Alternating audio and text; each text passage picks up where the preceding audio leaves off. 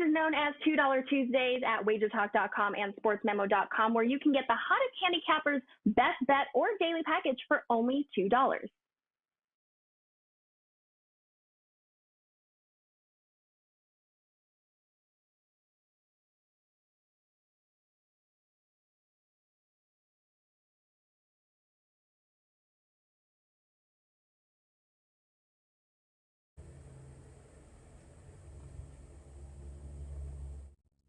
Welcome into First Pitch. For Tuesday, September 14th, I am Drew Martin, joined by Dave Cokin and Steve Merril of WagerTalk.com. It's $2 Tuesday.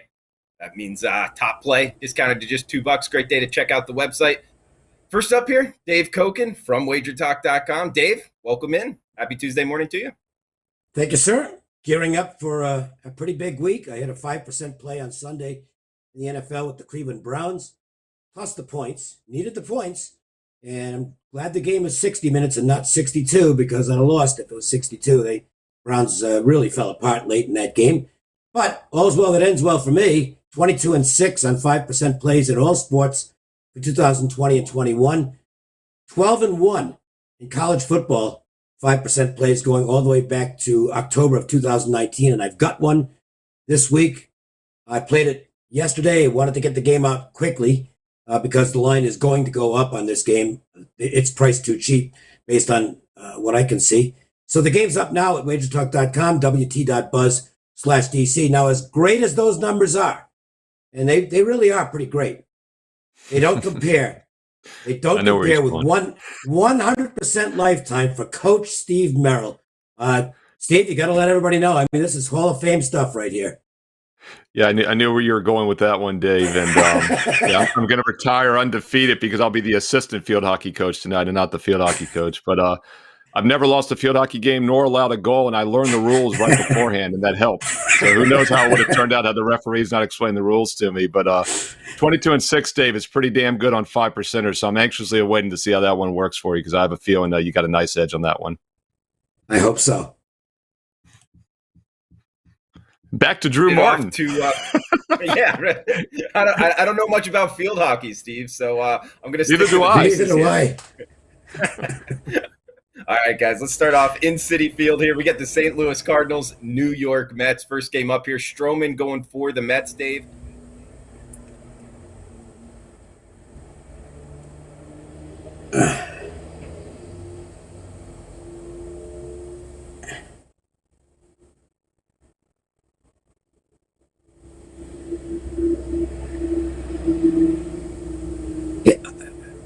Steve, Drew, unfortunately, you've cut out on me, and I did not hear anything you just said.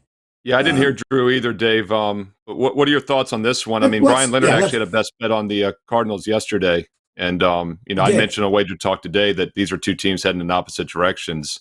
And Wainwright got it done last night. What are your thoughts? Yeah, that was a really tough spot for the Mets yesterday, coming out of that emotional Sunday game, which went long and had on-field problems with Stanton and Lindor. It was a terrible spot, and I really should have played it. I won my only bet yesterday. I took the Giants against the Padres in what I thought was a really good value spot at the price. It was a great value spot. In fact, should have made it a bigger play. But I should have been on the Cardinals, because that was a really good spot for them, especially with Adam Wainwright on the mound. He's been absolutely sensational. Adam Wainwright is not on the mound tonight, and I would give the edge on the pitching to the Mets. But St. Louis is on fire right now. They're the team that looks, if you're looking at the wild card standings are up right now, and you see the Cardinals are a little tiny bit behind San Diego and Cincinnati. Or actually, they're even with San Diego now. But the hot team is the Cardinals. I mean, if you're asking me which of those four teams that are in the mix, Cincinnati, San Diego, St. Louis, and Philadelphia, and then we'll throw the Mets in as well, which of those five teams is most likely to get the second wild card, I would say it's the Cardinals. They know how to win games. They're a smart organization, and they're the go-with team right now. I can't disagree with the Cardinals being the value at the price in this game. Even though the Mets have an edge in starting pitching, I don't want to get in the Cardinals' way here. So it would be St. Louis or nothing for me, Steve. How about you? Yeah, the Cardinals' 7-0 win was legit. They had 15 hits. and they still left 12 guys on base, and they still won 7-0. So they smoked them. And like you said, it was a terrible spot for New York. They're coming off that Subway 9-11 series against the Yankees, the Sunday nighter, emotional win. But yeah, I get the same feeling that you do, Dave, that the Cardinals are going to find a way to get in the postseason. And, isn't it ironic that the Giants clinched the playoffs? They're the first team to do so. They've won 8 straight. Coming into the season, FanGraphs had them at 6% chance of making the postseason. They get it done before anybody else. And, the Giants are one of those teams that year in and year out, they just find a way to do something. And the Cardinals are kind of that other team. And I thought they were going to be a seller at the trade deadline in mid-July with the Cubs. They were kind of in the same spot. The Cubs sold. The Cardinals didn't. I didn't quite get that. They knew more than I did because they are a playoff contender. And it almost seems like San Diego all season long is just not wanting to live up to it. I mean, what do you think? And the funny thing is, a lot of us, and I will put myself in this group, kind of ridiculed the Cardinals for the acquisitions they made at the deadline, which were aging left-handers, John Lester and Jay Happ. I guess they knew more than we did. Lester's been representative. He hasn't been great, but he hasn't been terrible. And Happ has actually been pretty good for St. Louis. Those additions have helped this baseball team.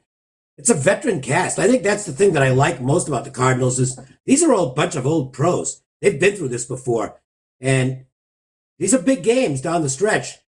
I think I favor the team that's got the guys who've been through it before. So while this is more of an overview of the last couple of weeks that remain rather than this one game, I think that's where I am in the Cardinals, and it's kind of why I would prefer them tonight against the Mets.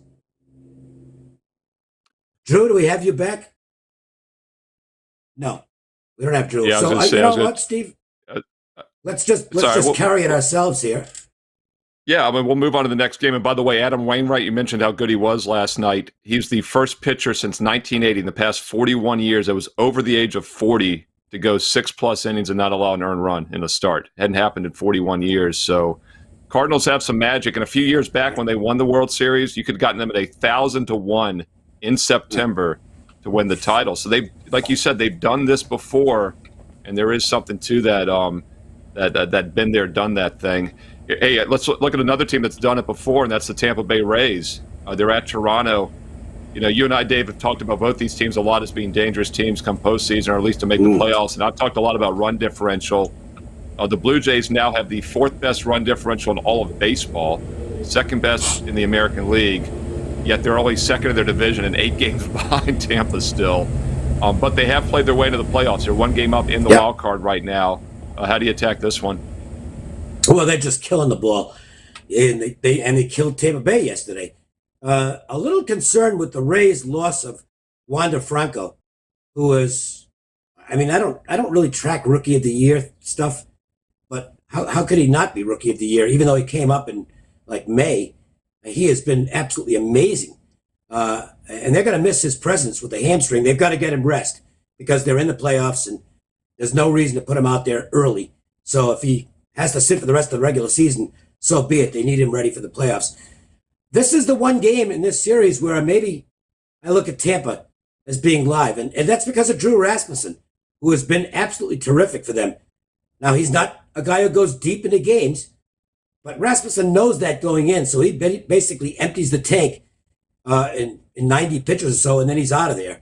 And he's done a great job. So if there's a guy who can slow down this Toronto offense right now, I'd have to say it's Rasmussen, and I think maybe he's caught us by surprise in terms of how good his stuff is. He's legit. I mean, he's got a big-time fastball. I think he's got the 4th highest velocity of qualified starting pitchers with his heater, and his secondary stuff isn't bad.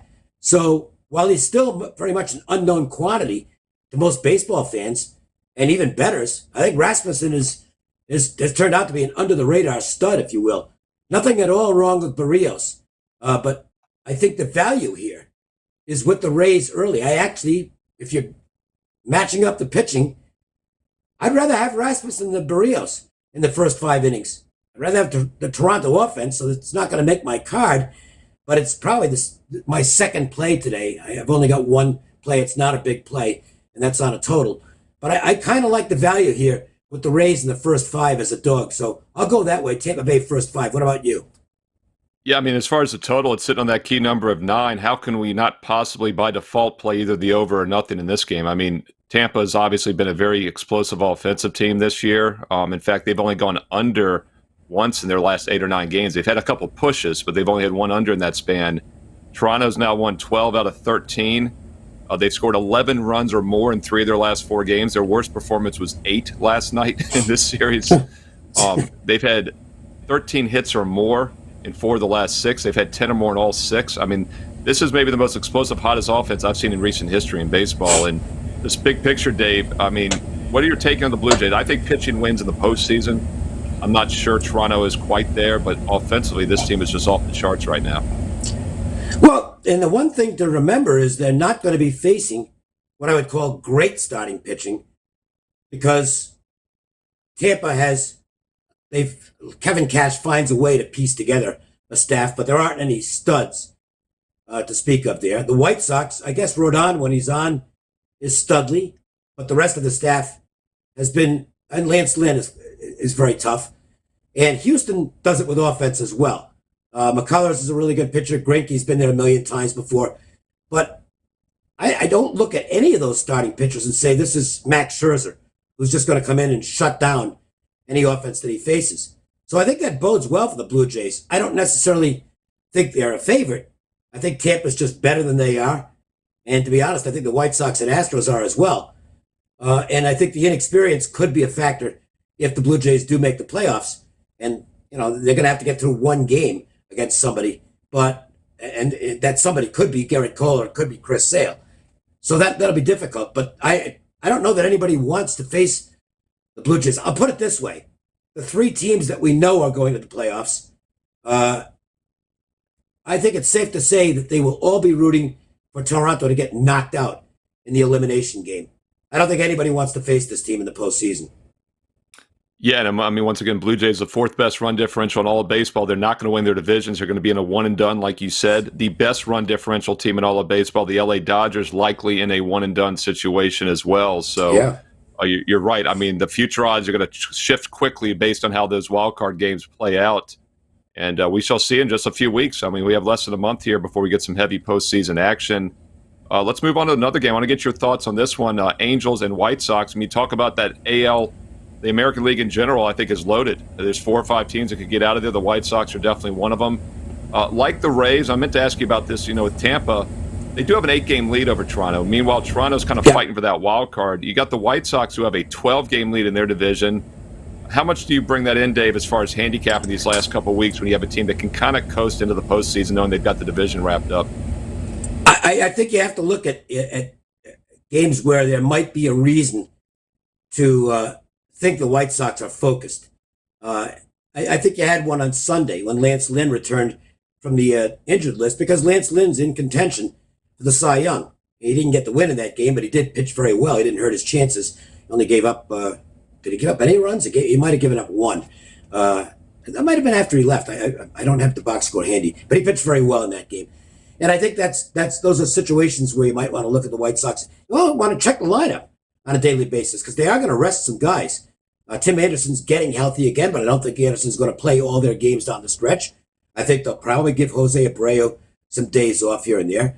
And so the White Sox are kind of a let's wait and see if they've got the full lineup out there proposition before you get involved. Packy Norton on the mound for the Halos here, he actually looked pretty good in his last start. The problem is the Angels at this point really are in play out the string mode. I'm just not seeing a lot of wow with the Angels. I think when Ohtani's on the mound, maybe a little more, but he didn't pitch well in his last game.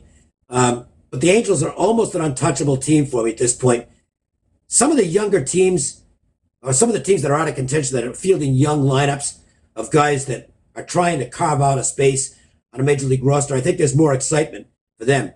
Not sure that's the case for the Angels, who kind of know where they are already for next season.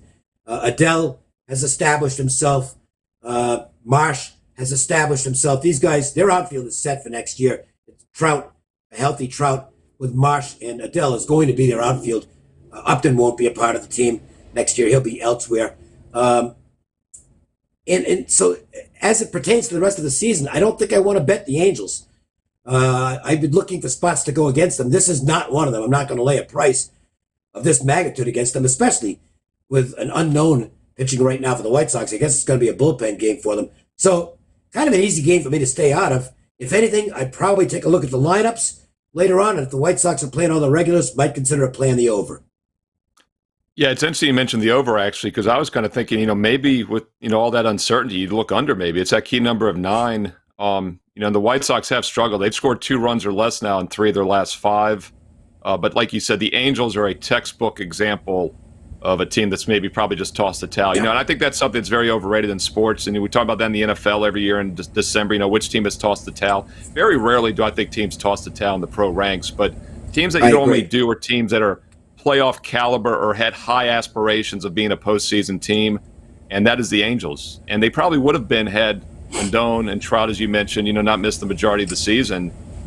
So I think, you have to be very careful with LA, but as you said, Dave, you got to be careful with the White Sox as well. And as you and I both know, they got to put odds on every game out there. We don't have to play every game. In my opinion, this is probably both two good teams to take a cautious approach with in the future.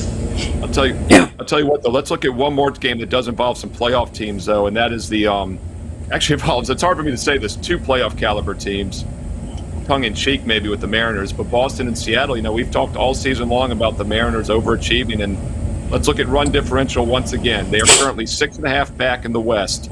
They are 248 net runs behind the Astros and 6.5 back.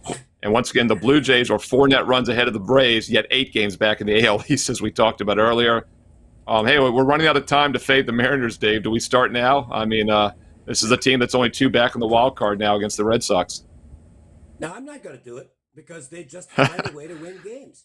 And last night's a perfect example. I mean, the Red Sox had tied the game at 2, and it looks like, okay, Boston's got a real shot here, but the Seattle bullpen came up key when it needed to. The Mariners put a 3 spot up. They got a 3-run homer to take a 5-2 lead, and then they held on. Red Sox hit a couple out of the ballpark, but not good enough. And Seattle wins a 5-4 decision and gets 1 game closer to the Red Sox.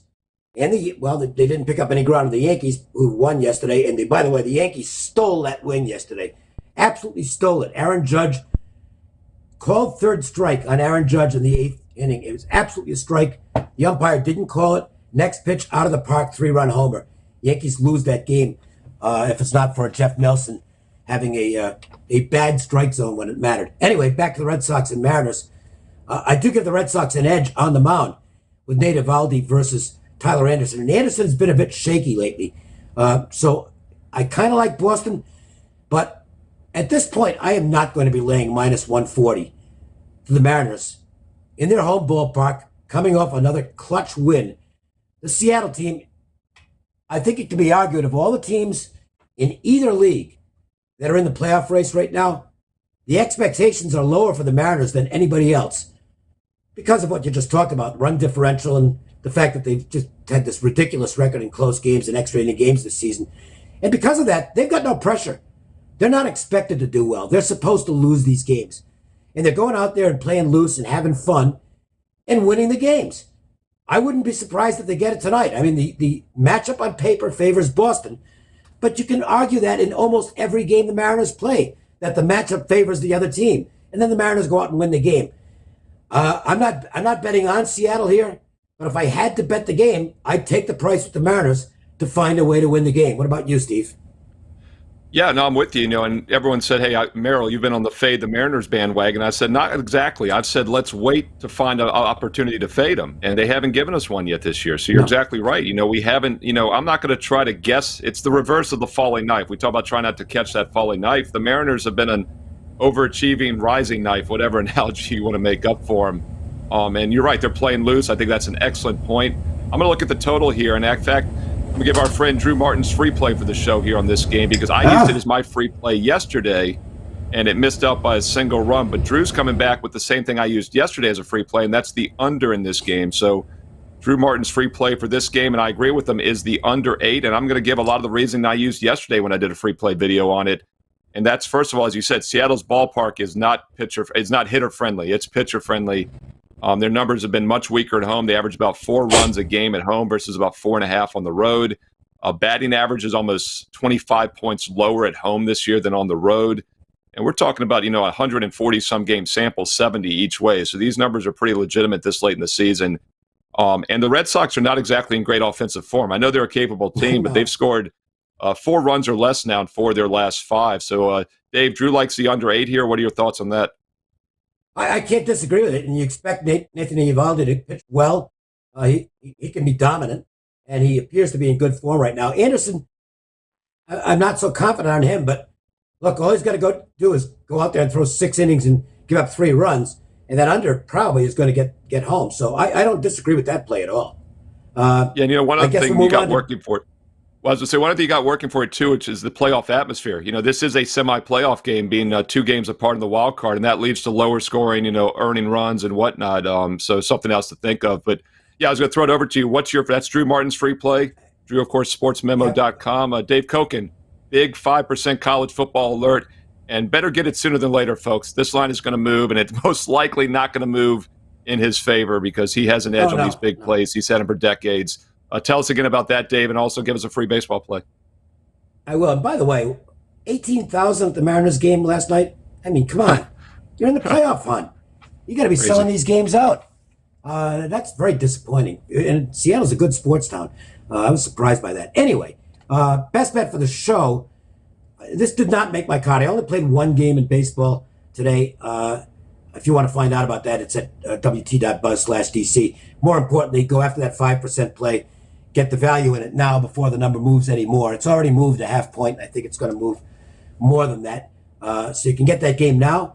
As for the best bet here in the show, look, there's some gamble here because the Jays are just killing the baseball right now. But Drew Rasmussen is in such good form. I can't resist him at this price. So I think there's some value to be had there if you're looking for a little action tonight. I'll go with the Tampa Bay Rays plus money in the first 5 innings. I know the Rays have the more reliable bullpen, but I'm really making this more on the starting pitching, despite the fact that, no disrespect to Barrios of the Blue Jays, who's also pitching well, but I give the edge to Rasmussen. So I'll go with the Tampa Bay Rays first 5 at a plus price for my best bet on the show. Steve, what about you? And what have you got going at Wager Talk? Because I honestly, I don't know. No, I'm glad you asked, and I'm gonna make this my little just a bit outside the box segment. So I'm gonna do this. I'm gonna do a 2-for-1 special here on this video. Chris Allen's getting ready to clip this in the studio as we speak, so we can get it up as a free play too. So I'll give him a little break here. A free baseball play for Tuesday night, September the 14th, a game that was just a bit outside for making the cut. I treat this as a 1 to 2% opinion play. Before we get to that, a quick reminder, I do have an incredible special. This is the last day you can get this at WagerTalk.com for Steve Merril. The rest of 2021 for $4.99. That works out to just $4 a day for the rest of the year. Every sport, every day, football, baseball, and basketball. I average 2 to 3 best bets a day, the exact same plays I'm personally using. That works out to just over $2 a play for the rest of the year. Hey, it's $2 Tuesday at WagerTalk.com. It's $2 Tuesday for the rest of the year for you when you get this special, $4.99, and it expires tonight. Last chance, Steve Merril, WagerTalk.com. Let's get to a free baseball play for Tuesday night. Game that was just a bit outside for making the cut. I'm going to look at the Oakland Athletics. Minus $1.70, a little pricey for me on the money line, so I recommend the run line, minus 1.5, minus $1.10. A's have only won by exactly 1 run once in the past 21 games. Royals have only lost by exactly 1 run once in the past 12 games. So instead of laying the $1.70, which I like, I think it's more responsible to do the 1.5 minus $1.10 on the run line. As you know, I take a long-term investment approach. That's why I recommend that $4.99 special. That is a long-term investment approach. But hey, look, Oakland's a team that's trying not to make the playoffs, even though they're 77-66. They've got to win games like this against bad Kansas City after losing 2 out of 3 against bad Texas. I think they bounced back with the day off yesterday. They refocused here, and pretty big pitching edge as well. With Montrose over Carway. We got 9.0 ERA for his 3 outings this year. 3.6 for Montrose is respectable. 1.2 whip is actually very good. I think that's a more better indicator how he'll pitch tonight. And the Royals are just playing out the string. They have won 3 out of 4, and they're in decent current form. But I think that day off breaks the form. So 2 teams that are rested. I think the day off helps the A's, hurts that momentum for the Royals. I like the Oakland A's minus $1.10, minus 1.5, minus $1.10 on the run line. Or play them on the money line if you're a short-term thinker. But if you're a long-term thinker, take the run line, better value there. And if you're a long-term investor, get that $4.99 special right now. Steve Merril, WagerTalk.com. Thank you, everybody, for watching. Dave, thank you for being with me today. And Drew's audio problems, we'll get those worked out for tomorrow on Wednesday. We're going to recap the best bets. Drew Martin, once again, did like the under 8 in that Red Sox-Mariners game tonight on Tuesday. Dave Cokin, first 5 on the Rays, plus money. And I'm going to take the Athletics. Could look at them on the money line, minus 170. I think the run line, minus 1.5, minus 110 is a better investment opportunity. Dave, best of luck on your 5% college football best bet if I don't get to talk to you later this week. And folks, don't forget sportsmemo.com and wagertalk.com. It is $2 Tuesday.